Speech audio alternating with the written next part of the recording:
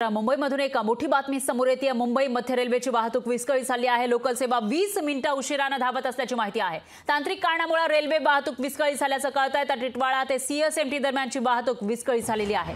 ऐन गर्दीच्या वेळी प्रवाशांचे हाल होताना दिसतात।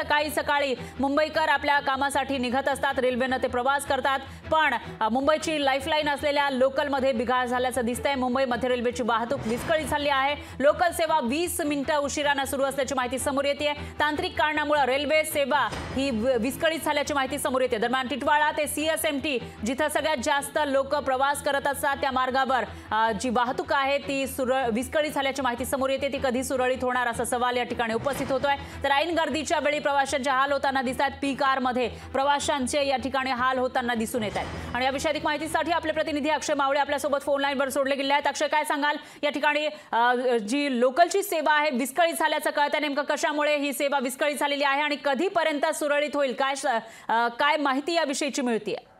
फरार टिटवाळा ते सीएसटी दरम्यानची जी वाहतूक सेवा आहे, लोकलची मध्य रेल्वेची वाहतूक सेवा विस्कळीत झाली आहे। काही तांत्रिक कारणामुळे 15 ते 20 मिनिटं लोकलची सेवा जी आहे ती विस्कळीत झालेली आहे। आपण जर बघितलं तर पहाटेपासूनच जे प्रवासी असेल किंवा विद्यार्थी असेल या मध्य रेल्वेने प्रवास करत असतात। ठाणे कल्याणपर्यंत ही मोठ्या संख्येने प्रवासी प्रवास करत असतात आणि मध्य रेल्वेवरची जी स्टेशन्स आहे मोठ्या प्रमाणात ठाणे स्थानकावर देखील प्रवाशांची गर्दी पाहायला मिळत आहे।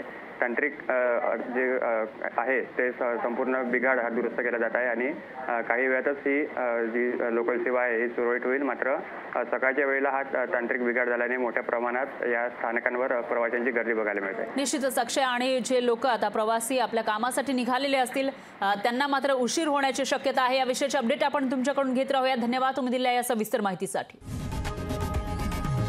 लोकशाही मराठी ऐका, पहा, जागरूक रहा।